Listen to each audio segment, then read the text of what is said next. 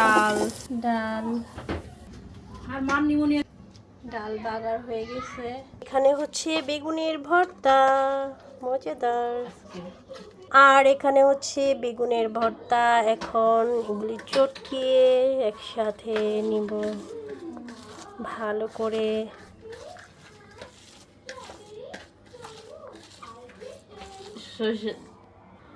এর মধ্যে একটু সরষের তেল দিব, হয়ে যাবে সরষের তেল।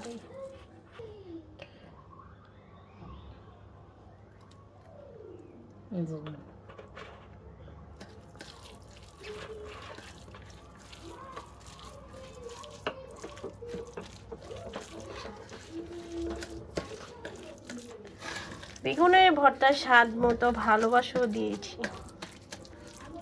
হয়ে গেল বেগুনের ভর্তা।